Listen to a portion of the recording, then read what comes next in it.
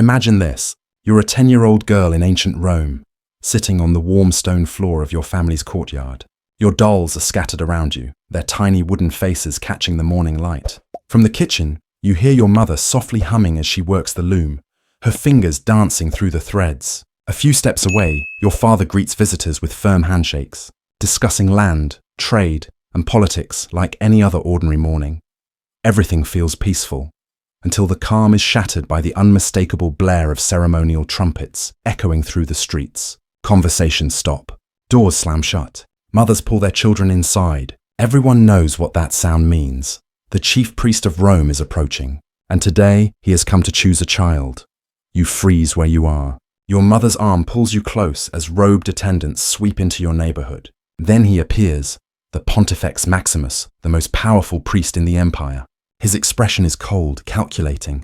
He walks slowly, examining every child with the same detached precision a sculptor uses when inspecting marble. His eyes pass over the others. Then they land on you, your chest tightens. You don't understand what's happening, but you can feel the fear in the adults around you. The priest raises his staff, points it directly toward you, and declares words that will tear your life apart. She will serve Vesta. Your mother collapses, her sobs shaking her entire body. Your father's face turns pale as stone. He knows what refusal means. Execution for the entire household. And you only feel confusion. You've been told this is an honor, a divine privilege, a blessing. What you don't know is that you've just been given a sentence disguised as glory, a sentence that will consume the next 30 years of your life. Before we dig into the punishments that awaited these girls, remember something. The stories of the Vestal virgins you've heard in school or seen in books are only the polished version. The real history was so disturbing that ancient writers themselves often hesitated to record it. The rituals weren't just religious traditions. They were methods of control, crafted by a society terrified of women who broke rules. Being selected wasn't a celebration. It was a tragedy families feared with their entire soul. In fact, most Roman parents hid their daughters as soon as rumors spread that the priest was making his rounds. Girls were hurried to distant cousins. Some were kept indoors for weeks. Others were smeared with herbs or makeup so they'd appear sick or imperfect. Anything to avoid being chosen. Because once a girl was selected, her old life vanished instantly. She was taken away that very day. No farewell visits, no final night at home. Her birth name was stripped away. She became property. Dedicated to the goddess Vesta, yes, but also owned by the state. She could no longer inherit from her family. She could not own land. She could not receive letters without supervision. Every movement, every breath, every word was monitored. The place she would live, the house of the Vestals, was famous for its beauty. Marble courtyards, fountains, gardens. But those who lived inside called it something else, a decorated cage. Here, her training began. She was taught the 3 laws that ruled her existence. 30 years of untouched purity, total obedience to the priesthood, constant protection of the sacred flame believed to sustain Rome itself. These rules weren't symbolic. Breaking even one meant punishment so horrifying that even hardened soldiers whispered about it.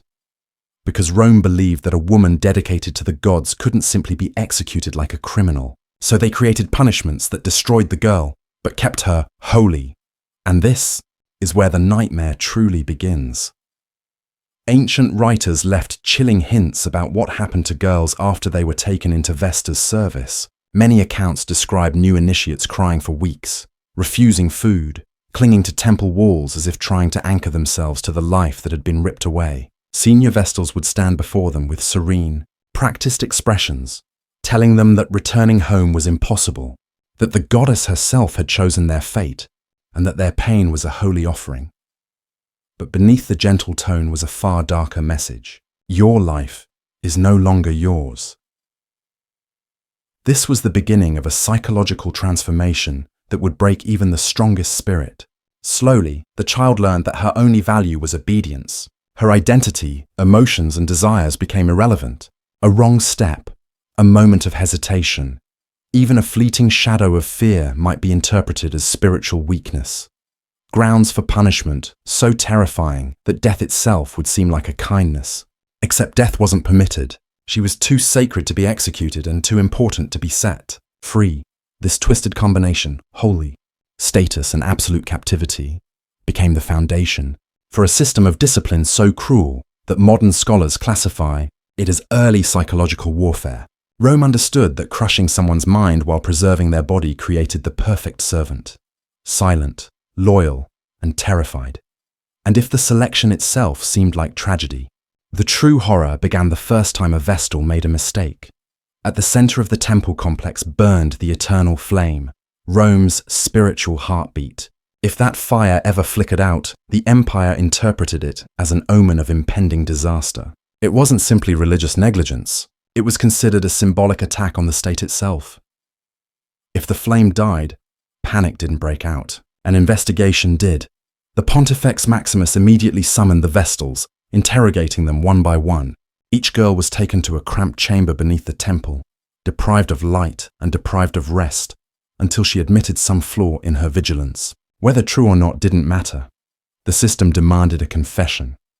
But confession was only the doorway to suffering. The punishment that followed was known as the verberatio, a ritual beating carried out in the temple's deepest shadows. The condemned Vestal was stripped and tied to a specially built frame. The chief priest himself performed the assault using rods consecrated in Vesta's name. This wasn't random brutality. It was a calculated performance of pain, engineered to break a woman without technically violating her sacred status. Her voice was forbidden from rising in a scream, so her mouth was gagged with treated leather. Her holy blood wasn't allowed to spill, so the rods were designed to cause devastating internal injuries without leaving marks on her skin. Her suffering had to remain invisible, just like her humanity. Ancient medical notes speak of Vestals who lingered for days afterward, organs failing quietly, their deaths officially recorded as illness or divine judgment. Never once did Rome acknowledge the truth. The city above lived in ignorance. These punishments were carried out in total secrecy. Most Romans never even suspected they happened. But the mental torment was worse than the hidden bruises. Every Vestal lived with the constant dread that the flame might die when she blinked, or when a draft slipped through a crack in the wall. She learned to wake at the smallest sound, to tremble at the faintest whisper of wind. Chronic fear reshaped their bodies, hair falling out in clumps, hands shaking uncontrollably, faces aging far ahead of their years. This wasn't just punishment. This was dismantling. Piece by piece, the girl's sense of self eroded until obedience was the only instinct left. What made the terror truly unbearable was the randomness. The flame could die for reasons beyond any human control. A sudden gust, a structural flaw, even deliberate sabotage by an enemy of Rome. It didn't matter. Blame always fell on the Vestals, and punishment always followed. Some historians believe the priesthood sometimes extinguished the flame intentionally, using the excuse of ritual failure as a weapon against specific girls they disliked or wished to control. Religion became the perfect shield for brutality, and even after the punishment ended, the suffering did not. Recovery was intentionally dragged out, ensuring that the girl lived every remaining year in quiet, shaking obedience, forever afraid of the next moment the fire might fail. After a Vestal survived her punishment, the torment didn't stop. The temple's physicians were ordered to keep her alive, but only just enough to prolong her agony. They treated her wounds with the bare minimum required, allowing each day to stretch into a slow, burning reminder of her failure. She was told again and again that her pain was righteous, that she had disappointed the goddess, and that only flawless obedience from this moment forward could protect her from worse suffering. Over time, this constant reinforcement broke the strongest minds. Women who endured the beating rarely ever returned to who they had been before. Fear reshaped them. They moved like shadows, silent, cautious, stripped of personality. Their eyes avoided contact, their voices barely rose above a whisper, and their bodies stiffened at the slightest unexpected sound. They didn't just serve, they submitted, but Rome reserved its darkest, punishment for an accusation far more serious than negligence. Any hint that a Vestal had violated her vow of chastity. The Romans called it incestum, word that meant pollution, as if a woman's body could contaminate the gods simply by acting like a human being. And for this supposed crime, the empire didn't offer an execution. They offered something far worse. One of the most detailed accounts comes from the tragic story of Epimia and Floronia in 216 BCE. According to Livy, the charges against them weren't based on evidence, just whispers, rivalries, and political motives. Their trial was held behind locked doors by the College of Pontiffs, a council made of powerful men who answered to no one. The accused had no chance to defend themselves. No witnesses were allowed. No proof was required. Once the verdict was given, the girl was informed in poetic, misleading language that she would soon return to the earth that birthed her. It sounded peaceful, but it was anything but. What followed was a ritual so horrifying that ancient writers struggled to describe it without trembling. At dawn, the condemned Vestal was dressed like a bride. White gown, braided hair, and flowers woven through a veil that hid her face. Anyone watching from a distance might have mistaken her for a woman on her way to marriage. In a twisted sense, she was. She was walking to meet her death. The procession moved slowly across the forum. Citizens lined the streets to witness what became of women who supposedly betrayed divine trust. But the Vestal herself was forbidden to speak. A seal of hardened wax covered her mouth, preventing her from crying out, protesting, or calling for mercy. The march ended at the Campus Sceleratus, the field of the wicked, just outside Rome. Days earlier, workers had carved a chamber deep underground. A narrow staircase led into the earth, and once she stepped down, that staircase would be destroyed forever. Inside the chamber, Rome revealed its sickening sense of mercy. A small bed, a lamp with a few hours of oil, a tiny loaf of bread, a jug of water, a cup of milk. These offerings were not kindness, they were legal camouflage. With these items, Rome could claim it didn't kill her. The gods will decide her fate, they would say, while knowing full well that suffocation would claim her long before hunger ever could. The descent into the pit was designed to shatter her mind. She had to walk into her grave by her own feet. She had to descend knowing that she was sealing her own fate. She had to make the final step alone so that the state could pretend innocence. When she reached the bottom, the workers moved quickly. The steps were dismantled. Rocks and soil were piled into the opening. The earth was packed so tightly that even a scream, if she had been able to make one, would never escape. Within minutes, the surface looked untouched, bearing only a plain stone with no inscription. Rome erased her like she had never existed. Ancient sources describe what followed in chilling detail. She would have only a few hours of lamplight before darkness consumed everything. She could see the food she would never finish. She could hear her own breath grow shallow. She could feel the air thinning with each passing minute. Some accounts mention strange noises heard beneath the soil days later. Scratching, muffled thuds, faint gasps. Workers claimed the earth sometimes trembled ever so slightly as a buried Vestal fought for her last moments of life. And then, silence. Rome's secret was complete.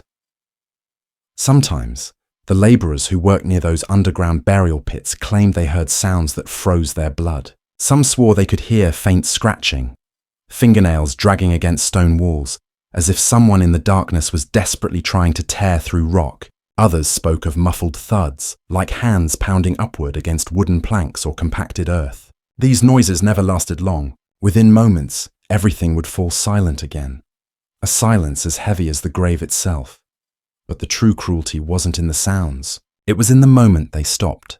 The instant the final whisper faded, Rome carried out its second form of brutality, erasure. As soon as the punishment was completed, the state ordered the Vestal's name removed from every public record. Her family was forbidden to mourn her. No funerals, no laments, no marked grave. Her life didn't simply end. It was erased from existence.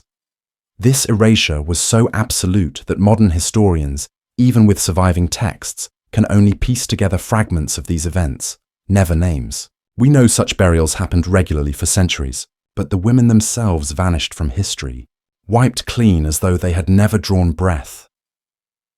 The legal justification was always the same. The Vestal entered the chamber of her own will. Bread and water had been provided, and no Roman citizen had physically killed her. Therefore, in Rome's eyes, this was not an execution. It was the judgment of the gods. After 30 years of service, the Vestals who survived were, at least on paper, set free. They were honoured in ceremonies, awarded gold from the imperial treasury, and officially permitted to marry and reintegrate into society. It sounds like a graceful end to a difficult life, but the truth was far more merciless. Do the math. A girl chosen at 8 would be released at 38, in a world where Roman girls married by 14, and many had grown children by their 20s. A 38-year-old woman was considered far beyond marriageable age. There was permission to marry, but no real possibility of marriage, and societal rejection was even harsher than biology. Romans believed that 30 years spent in sacred service transformed a woman into something fundamentally different, someone altered by divine forces, unfit for ordinary life. Men feared that marrying a former Vestal would invite divine anger. Others thought her decades of enforced chastity made her unlucky, a woman who might bring ruin to a household. The story of Claudia Quinta captures this tragedy perfectly. After completing her service, she received a generous dowry and was introduced to respectable suitors, but every engagement collapsed for the same reason. Religious advisors warned families that marrying a former Vestal would contaminate their bloodline and provoke the wrath of the gods. Claudia spent the next 20 years alone on the outskirts of Rome, the very society she had sacrificed her youth for, left her standing outside its gates. She never married, never had children, and died in complete isolation. No relatives were present at her funeral, only hired mourners paid to grieve. Her grave, too, was left unmarked. The financial rewards promised to former Vestals often evaporated in bureaucratic delays and legal traps. Many discovered that the pensions they were supposed to receive had been reduced or quietly eliminated during their decades of service. So instead of stepping into freedom, they emerged into poverty, loneliness, and uncertainty. But the deepest prison was the one left inside their minds. 3 decades of institutional trauma-carved wounds that modern medicine recognizes as severe PTSD. Many woke screaming in the middle of the night, terrified that the sacred flame had gone out. Some compulsively checked their doors and windows. Others recoiled from human touch for days at a time. Their minds had been reshaped so completely by fear and isolation that freedom felt more frightening than captivity. Some former Vestals, after decades of confinement, could not bear the vast emptiness that awaited them outside the temple walls. A few chose to end their own lives rather than confront a world they no longer understood. Others withdrew completely, shutting themselves inside small, silent homes where they recreated the isolation they had once endured. Living as quiet shadows, barely interacting with anyone, some attempted to return to society, but found themselves painfully unprepared for even the simplest forms of human connection. Rituals had replaced normal behavior for so many years that they no longer knew how to converse, laugh, socialize, or trust. The most heartbreaking cases were those who descended into what ancient writers later called divine delirium. These women wandered through streets claiming to hear the voice of Vesta guiding them. They delivered frantic speeches to startled crowds, performed strange symbolic gestures in marketplaces, and insisted that visions and prophecies had been revealed to them.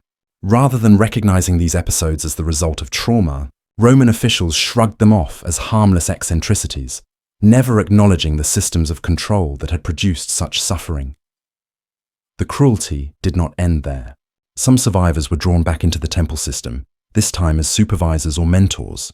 Having endured years of fear and conditioning, they unknowingly became instruments of the same oppression, teaching new girls the rules, rituals, and punishments they themselves had once feared. Their participation allowed the cycle to continue generation after generation.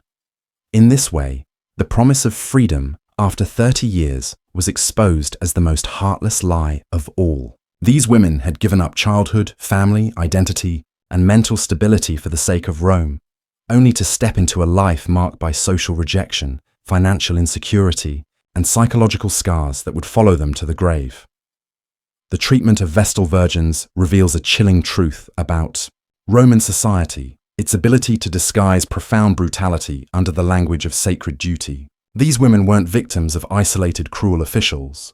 They were casualties of a deliberate system designed to regulate female autonomy through fear, ritual, and spiritual authority. Modern psychological interpretations of ancient evidence suggest that the entire Vestal institution was essentially a long-running experiment in controlling human behavior through trauma. By taking young girls at the most vulnerable stage of life, severing them from normal development, and subjecting them to unpredictable cycles of approval and punishment, Rome created a class of women whose survival depended entirely on institutional acceptance. The three punishments associated with the Vestals reveal how complete this system of dehumanization was. The ritualized beatings shattered their sense of bodily security. The living entombments stole their hope of escape, and the false promise of eventual release extinguished their spirit completely.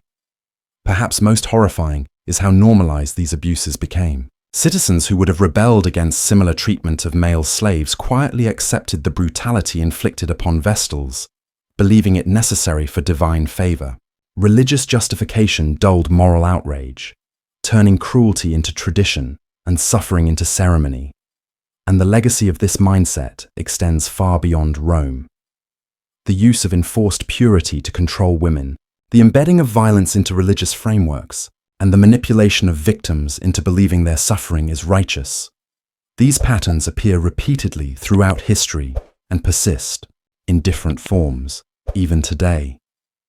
These forgotten women must not be remembered as symbols of Roman devotion, but as real human beings whose lives were consumed by a system that valued obedience more than humanity. Their stories remind us that the most dangerous forms of tyranny are often those wrapped in sacred language, claiming divine authority while quietly destroying lives. If this journey into the darker side of history moved you, subscribe for more investigations into the hidden realities behind ancient myths, and tell me in the comments which other buried chapters you'd like to uncover next. Countless stories of the silenced and forgotten still wait beneath the dust of the past.